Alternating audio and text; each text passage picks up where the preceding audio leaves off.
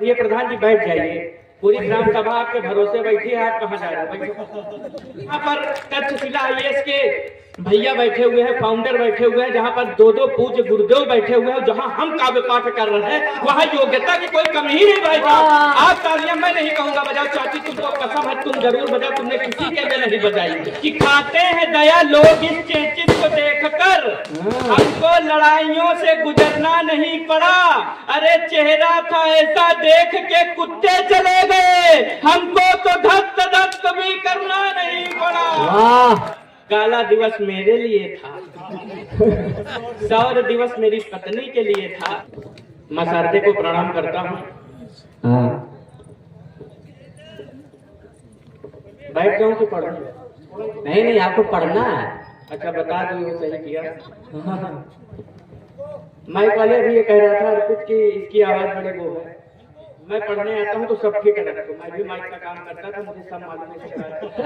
इसमें तीसरी वाली बटन पीछे खींचो और चौथी वाली आगे करो, सब सही हो जाएगा। स्टाफ की बात है, देखो इज्जत की बात। देखिए आप लोग यहाँ पर खाने आए थे, मुझे खुद पता है भाई साहब, और आप लोग कविता पाठ खाने के बाद सुन रहे हैं। हालांकि अयोध्या का आदमी खाने के बाद कुछ नहीं करता है।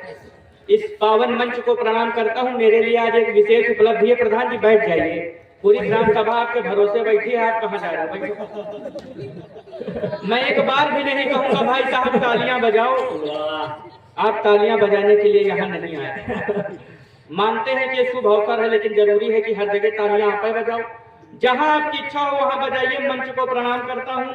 और मेरे जीवन की ये गुरुदेव उपलब्धि है कि व्यास गद्दी से काव्य पाठ हो रहा है और एक नहीं दो पूज्य गुरुदेव का सानिध्य प्राप्त हो रहा है। ये बड़ी बात है।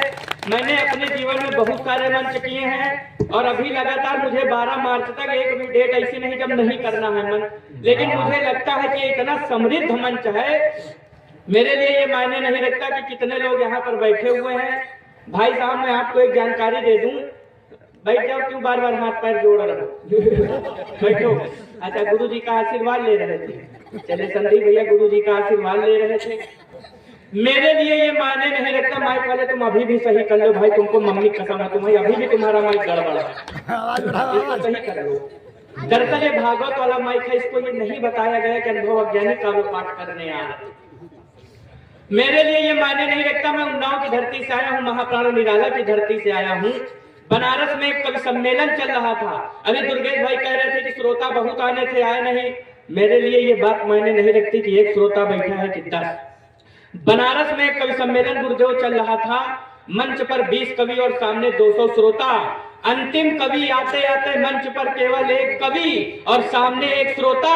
लेकिन तालियां इस बात पर बजाइए कि मंच पर जो कवि थे वो थे पंडित सूर्यकांत त्रिपाठी निराला और सामने बैठकर जो सुन रहे थे वो थे आचार्य रामचंद्र शुक्ल। तो मेरे लिए ये मानने नहीं रखता कि जहां पर तक्षशिला आईएएस के भैया बैठे हुए हैं, फाउंडर बैठे हुए हैं, जहां पर दो पूज्य गुरुदेव बैठे हुए हैं, जहां हम काव्य पाठ कर रहे हैं वहां योग्यता की कोई कमी ही नहीं भाई साहब। आप तालियां मैं नहीं कहूंगा बजाओ, चाची तुमको कसम है तुम जरूर बजाओ, तुमने किसी के लिए नहीं बजाई। कविता के बारे में किसी ने कुछ नहीं कहा। मैं आपको बता दूं आप कविता क्यों सुन रहे हैं। बगल में विवाह चल रहा, चाहते तो आप दूल्हा दुल्हन की तस्वीर देखते। भागवत खत्म हो गई थी, खा चुके थे, आप चले जाते सोशल मीडिया के दौर में। जब फेसबुक और इंस्टाग्राम पे रीलों की भरमार है तब कविताएं आप क्यों सुनते हैं। मैं संचालन नहीं कर रहा हूं, लेकिन कविता की भूमिका में डॉक्टर सुनील जोगी की 4 पंक्तियां और इसके बाद मैं अपना काव्य पाठ शुरू करूं। कि वह कविता थी जिसने गोरी को शब्द बाणबन मारा था। अभी देखिए छावा मूवी आई है, जितना वहां पर छावा संभाजी प्रसिद्ध हुए उतना उनके साथ में कवि कलश भी उतना ही प्रसिद्ध हुआ। मैं कविता की भूमिका में कविता के सम्मान में 4 पंक्तियां देता हूँ। ये जो हनी सिंह और बादशाह के गाने सुन सुन के जवानी बड़ी हो रही है, वो जाने की कविता क्या होती है। वह कविता थी जिसने गोरी को शब्द बाणबन मारा था। वह कविता थी जिसके स्वर में दिनकर जी ने हुंकारा था। वह कविता है जो मानस बनकर घर घर गाई जाती है। वह कविता है जिसको गाकर आरती सजाई जाती है। वंदे मातरम कविता थी, अंग्रेज आग बबूले थे। वह कविता थी जिसको गाकर सेनानी फांसी झूले थे। कविता मंदिर में जाकर गाओ भजन बन जाती है। दरबारों के बीच में गाओ कविता चारण बन जाती है। रंगों के बीच अगर गाओ कविता होरी बन जाती है। यदि माँ का स्वर मिल जाता है कविता लोरी बन जाती है। मत पूछो कविता की उड़ान, ये स्वाभिमान बन जाती है। ये कविता है जो 1.5 अरब का राष्ट्रगान बन जाती है। इस देश के किसी भी मोदी, इस देश के किसी भी राहुल गांधी, अखिलेश यादव, मायावती, इस दुनिया के किसी भी ट्रंप में ये ताकत नहीं है कि 52 सेकंड के लिए 1.5 अरब जनता को पंक्तिबद्ध खड़ा कर दे। केवल रविन्द्रनाथ टैगोर के जनगण मन की ताकत है। मत पूछो कविता की उड़ान, ये स्वाभिमान बन जाती है।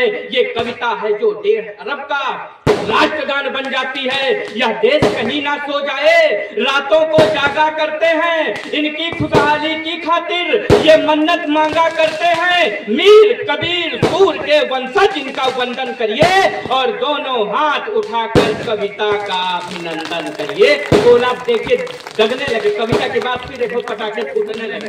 बस भाई साहब मैं हंस गया इतना ही, हमारी एकदम किडनी एकदम उलरने लगी। मैं भी रस का कवि नहीं हूँ गुरुदेव, मैं हास्य रस का कवि हूँ। हाँ खींच लो। हो सकता है सांसद जी के अपोजिट हमें खड़ा होना पड़े, खींचो जो। मैं जब उन्नाव से चलने लगा, बस करो यार, आंखों में ऐसा लगा आंखें चौंधिया जाती। मैं डेली पत्नी का मेकअप देखता हूँ ना, अभी इसको बंद करो, उससे ज्यादा थोड़ी ना तुम्हारे अंदर फोकस है। मैं जब उन्नाव से चलने लगा तो दुर्गेश भाई ने कहा अनुभव अज्ञानी समय पर आ जाना। मैंने आज तक भाई साहब कोई काम समय किया ही नहीं। जब हमारा जन्म होने वाला था, डॉक्टर ने कहा लड़का 15 को पैदा होगा, हम 20 को हुए। हमारा वहीं से लेट चला है। 4 पंक्तियां आपके सामने रखता हूँ। स्वागत है भैया। 4 पंक्तियां सुनिएगा। जरा पता करो हमारी ससुराल का है क्या? नहीं, आपकी टाइम ही है यार। मैं कहीं भी जाता हूँ गोला बारूद लगने लगता है। देखो एक आधे मंच पे तो नहीं रखते हैं कि खाते हैं दया लोग इस चेचित को देखकर। हमको लड़ाइयों से गुजरना नहीं पड़ा। अरे चेहरा था ऐसा देख के कुत्ते चले गए। हमको तो धस्त भी करना नहीं पड़ा। गुरुजी मेरी शादी हुई थी 6 दिसंबर 2020। 6 दिसंबर को हम लोग क्या मनाते हैं, अयोध्या वालों को बताने की जरूरत नहीं। 6 दिसंबर को हम लोग मनाते हैं बाबरी विध्वंस दिवस, और उसी दिन मनाते हैं काला दिवस, और उसी दिन मनाते हैं शौर्य दिवस। काला दिवस मेरे लिए था, शौर्य दिवस मेरी पत्नी के लिए था। चाची जब मेरी पत्नी घर आई, चाची से इसलिए कह रहे हैं कि चाची की भी बहू घर आई होगी, अभी जो चाची पे गुजरी वही हम पे गुजरी। दादा जब हमारी पत्नी घर आई, उसने हमसे कहा कि हमको ब्यूटी पार्लर का कोर्स करा दो। हमने उसको ब्यूटी पार्लर का कोर्स करा दिया। अब हमारी कंडीशन सुनिए। किथी दिखने में हथौड़ी मगर कील रही है, वो मेरे कैमरे की पूरी रील रही है। अरे बीबी को ब्यूटी पार्लर का कोर्स कराया, अब घर के सदस्यों की बहुएं छील रही है। वाह क्या छीला। आज भागवत का अंतिम दिन है। आज भागवत का अंतिम दिन है ना भैया। माइक वालों मेरे साथ भेज देना, सब कुछ सुधार के भेजूंगा। वाकई में यार बहुत ताकत। ये बेचारी अंशिका कैसे पड़ेगी? ये तो कहो आवाजें ना लौटे इसकी।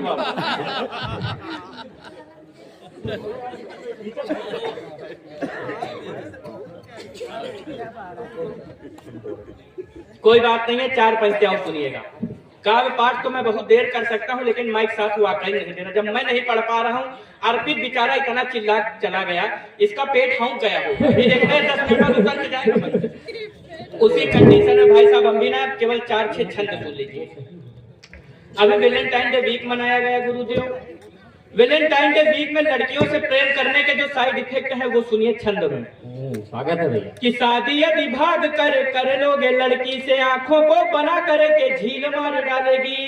और कोर्ट वाला ब्याह यदि कर लोगे गलती से कोर्ट में बुला कर वकील मार डालेगी, और यदि बिना ब्याह के ही रख लिए साथ में तो एक रात वो घुसा के कील मार डालेगी।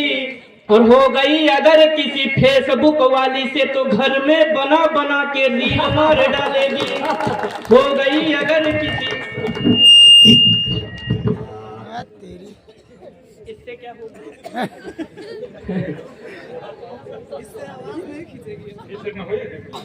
कोई बात नहीं, मैं ऐसे एक बार तालियां बजा दीजिए आप जोरदार भैया के लिए, क्या शानदार पढ़ रहे हैं, वाह। फिर कह रहा हूँ मन हो तो बजाओ। ये कुछ भी कहें, इनकी बात पे ध्यान न दो। 100 रुपए इनको दिए थे कि खाली तुमको 10 बार ये बोलना। 4 पंक्तियां और सुनिएगा, मैं ऐसे ही खड़े हो जाता हूँ। स्वागत। 4 पंक्तियां सुनिएगा। आप लोग जो हमारे पूज्य गुरुदेव हैं, इस सनातन धर्म को बढ़ा रहे हैं। कुछ बाबा ऐसे भी हैं, जैसे बस उसमें आप यात्रा करो तो स्टिकर लगे रहते हैं, वसीकरण, मनचाहा प्यार, फौरन बाबा से मिलो हर शनिवार। 4 पंक्तियां वहां पे समर्पित करता हूँ, सुनना। स्वागत है। मैं फर्जी बाबा अनुभव अज्ञानी नई मार्केट में आया हूँ। महिलाएं जरूर ध्यान देगी क्योंकि उसमें लिखा रहता है सिर्फ महिलाओं के लिए। सास बहू को मारना चाहती है, तुरंत मिलो। बहू सास को मारना चाहती, तुरंत मिलो। तो मैं फर्जी बाबा अनुभव अज्ञानी 4 पंक्तियां महिलाओं के माताओं के चरणों में रखता हूँ। स्वागत है। कि प्रेमी से है अनबन सौतन का लफड़ा है, बोल प्यारी नारी तू क्यों इतना उदास है। कि मन चाहा प्यार या कि कारोबार चाहती हो, मुझको बताओ तुम्हें किसकी तलाश है। कि घर का कलेश है या कर्ज मुक्त होना है, या कि फिर तन पर भूत का निवास है। और यंत्र मंत्र तंत्र षड्यंत्र वाला बाबा हूँ मैं, हर एक कष्ट का इलाज मेरे पास है। नहीं समझ में आई तो भी तालियां बजा दो। कुछ लोग नहीं बजाना चाहते हैं तो 4 पंक्तियां अवधि की सुनिए। अवधि के लोग हो ना, गांव की सुनो आप लोग। गांव की पंक्तियों से आनंद लो। उत्तर प्रदेश में सड़क, शिक्षा और साढ़, जिसमें से सड़क की समस्या भाजपा सरकार ने सही कर दी है, शिक्षा और साढ़ की समस्या अभी भी है। 4 पंक्तियां सुनिए। इस गाँव में मैं जिंदगी में पहली बार आया हूँ, लेकिन मैं अपनी कसम खा के ये कह सकता हूँ कि इस गाँव में ननकऊ नाम का एक आदमी जरूर होगा। मानते हो कि नहीं? दादा मसले करें ननकऊ हमारा नाम।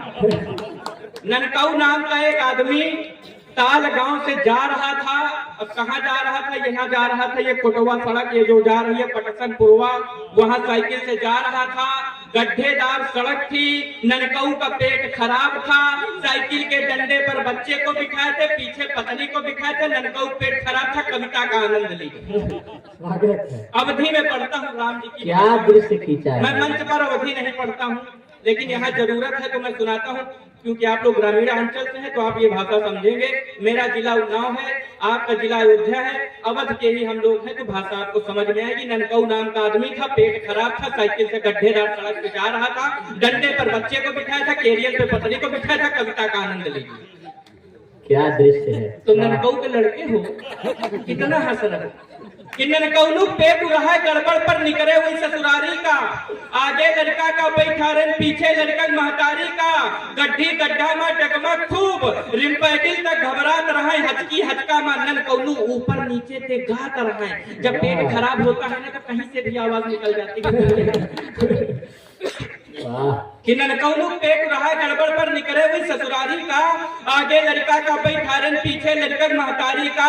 गड्ढी गड्ढा में डगमग खूब, रिम्पैडिल तक घबरात रहे, हचकी हचका में ननकऊ ऊपर नीचे ते गात रहे। भी एक लहर का असावा, ऊर्जा पुर्जा सब हाल बैठी। गड्ढा में घुस गए साइकिल ननकऊ पैडिल मार बैठी।